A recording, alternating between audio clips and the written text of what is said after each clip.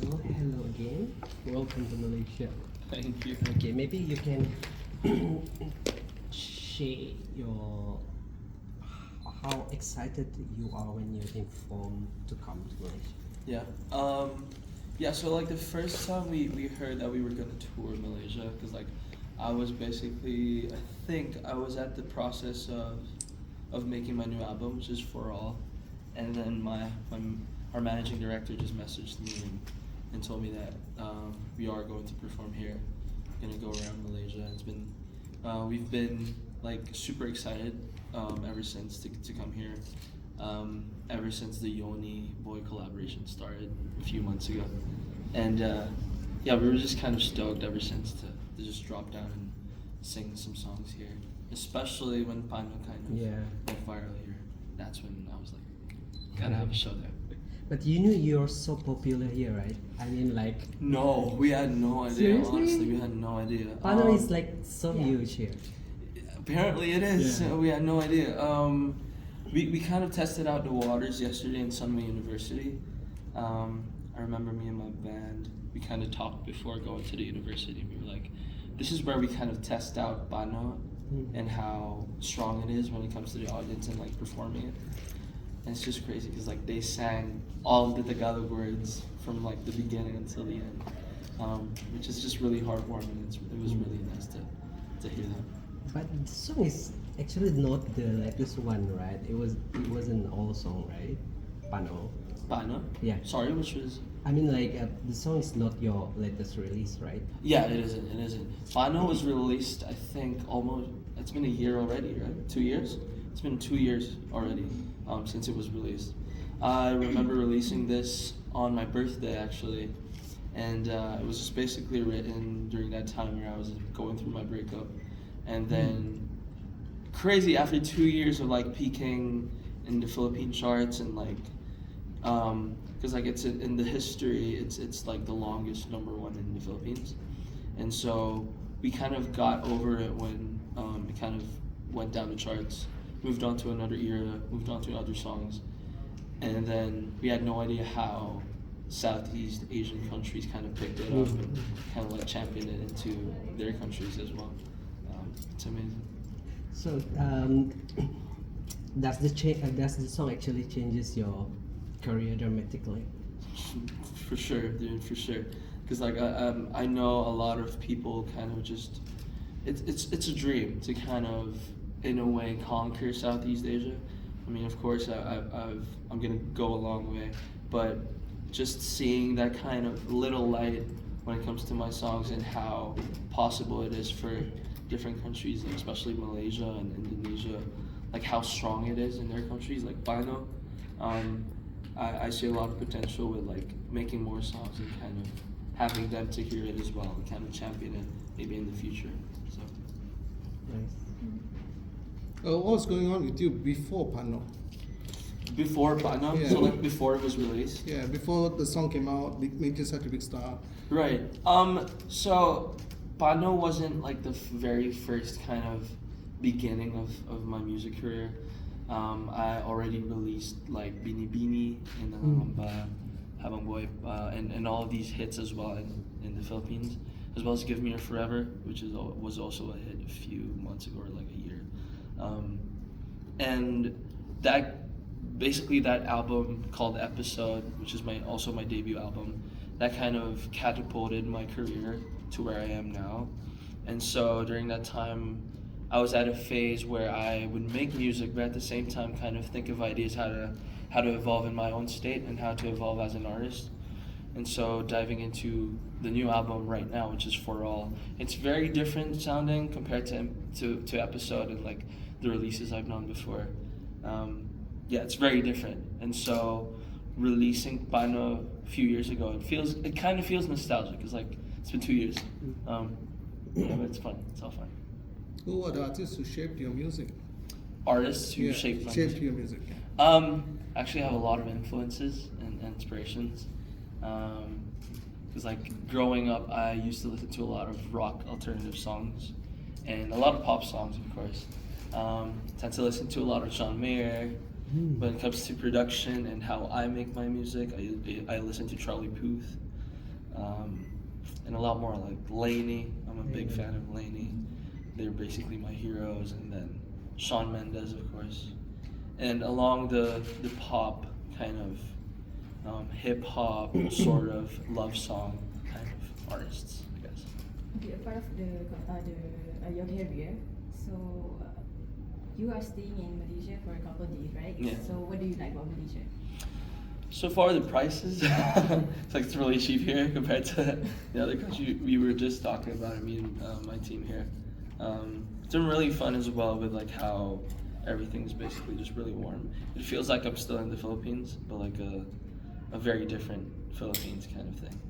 It's like a 2.0, so it's been really warm, and the food has been really good as well. But I've been in the bathroom for quite a while because of a lot of milk and spicy food and just really bad combinations. But I'm a big fan of spicy food, so it's nice. You have tried several foods here. Yeah, we went to. I'm sorry. What was the place Mama. we ate? Mama. And we had the opportunity to eat this. Apparently, it's like pita bread where it becomes really tall. Okay. Roti Yes, tissue. Roti tissue. Yeah, that one, the tissue one. We didn't really get the really big one. We had the small Oh, the one. small. Still really big though. Have the tall one. Yes, this one. I can't even eat all of it. So it's too much already. Sweet. It's sweet. Yeah. It It's had meant to like be condensed shared. milk. I think. Yeah. Was it condensed? milk. It's really good.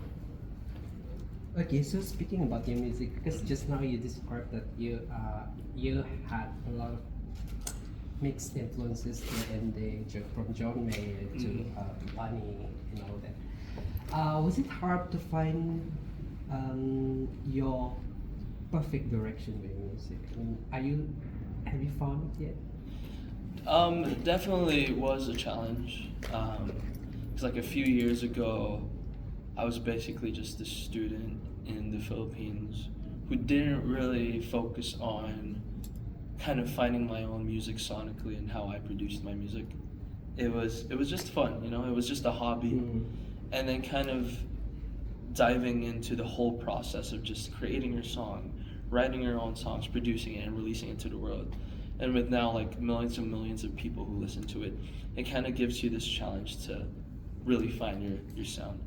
And going in the whole music thing, I guess for 2 years now, I am kind of in a comfort spot where I found my music and I found my sweet spot when it comes to producing my music. But at the same time, I kind of want to challenge myself to go deeper and kind of throw it under basically everywhere in the waters, and hopefully in the future kind of change more of the direction. So. But you wrote your own stuffs, right? I mean, Yeah, I do. Do you have any plans to actually collaborate with more musicians from not only in the Philippines Or but Indonesia also? from Southeast Asia? Oh, you collaborated with Yoni Boy.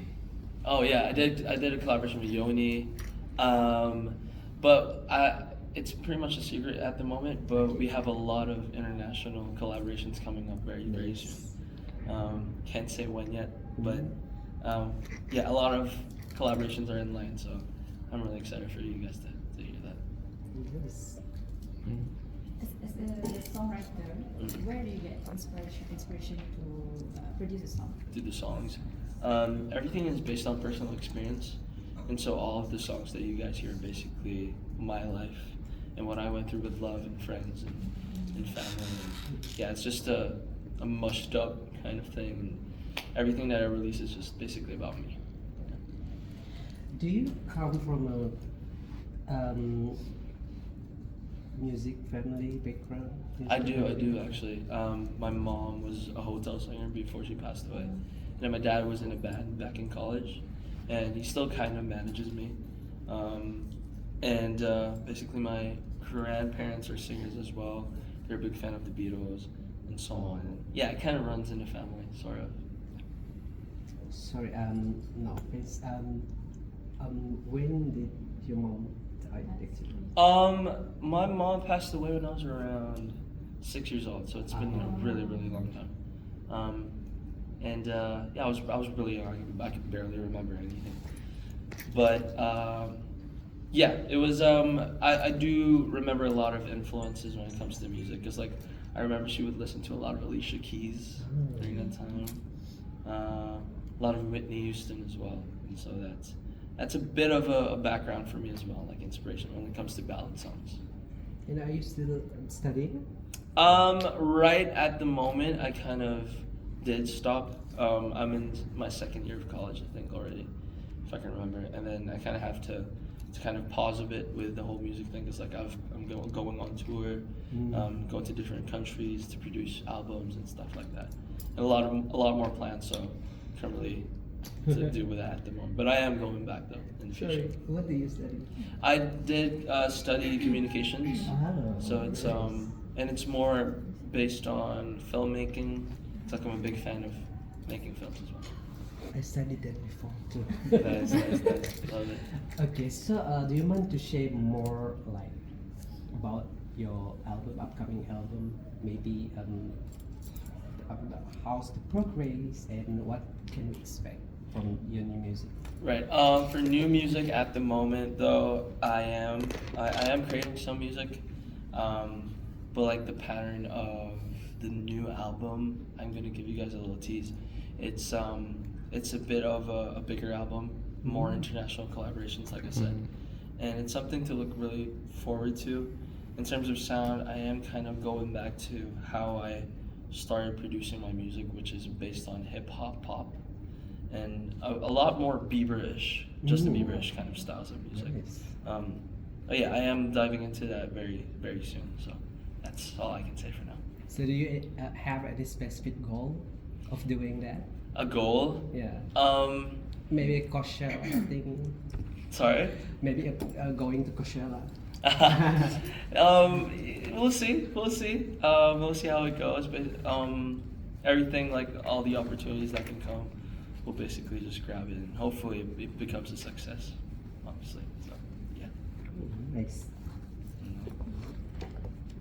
Anything else?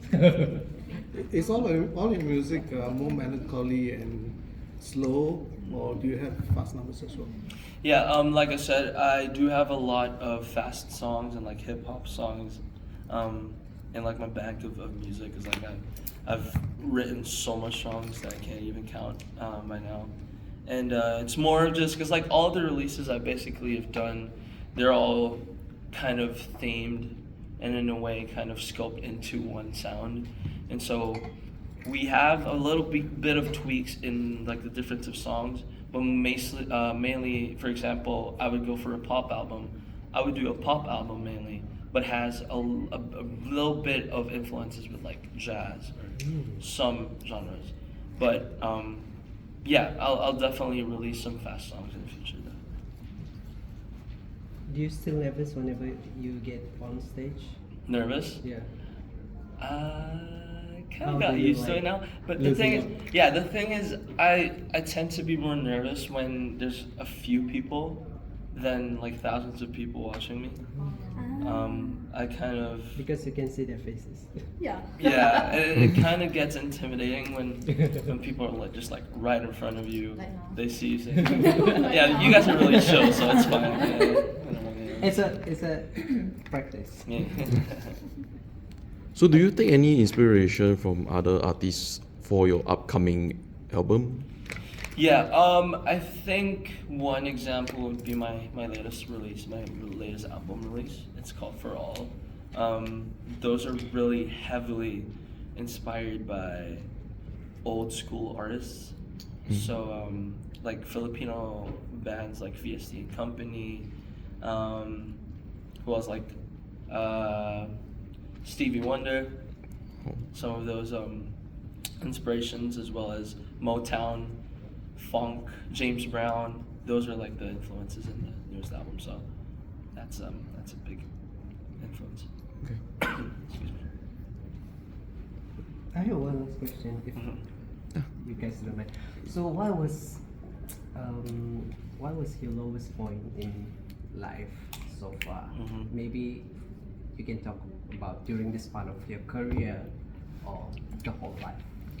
Lowest point. I've had my fair share of lowest points, I guess.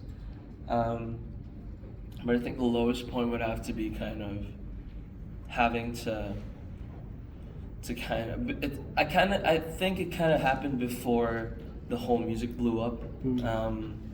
I had a phase where I kind of lost everything. I lost a lot of my friends. I lost my girlfriend during that time as well. I kind of had to let go of people around me because of how much pressure I was getting myself into when it comes to life. Because like I was growing up, I was a teenager, and so kind of battling myself and kind of discovering myself and who I really am and what I really want to do was kind of like the problem. And some of my friends before weren't really supportive of that in a way. And I kind of just have to step out of like the whole circle and kind of find myself and find my I guess my pride when it comes to my mental health and everything else. And so I had to kind of take care of myself for a bit. And then after I think a few months, the whole music kind of blew up, and it's definitely a blessing, and it's amazing as well of how a lot of things in life can be really challenging. At the same time, if you really want to do it, if you love what you do, you just hold on to it no matter what, and you don't let it go. And you just have to keep on going, either way of what happens. Because like final moments and like results of how hardworking you are doesn't really appear overnight or like in just a few days. It can come a year, like a decade. It doesn't matter. If it's your time, it's your time. Precisely, when was that? I mean, like when you left that circle? Yeah, when was Bini Bini released? That was 2 years ago. 3 years ago? 3 years ago. Almost 4 years ago, probably. That happened. No, like the circle thing. Almost 4 years ago. So what have you learned? I mean, from that experience? Um, Because you are prioritizing your mental health and well-being that during that time. Yeah. I think it's just, at the end of the day, you can't really please all the people around you. You just have to kind of stoop low and really kind of give all your time to the people who love you most. Because like I tend to have this thing before with like friends and like being a teenager and growing up. I kind of had the tendency to kind of chase a lot of people, and if they talk about me in like a different way, I kind of have to please them and talk to them that I'm not like this, I'm like this. And that kind of brings you down mentally as well.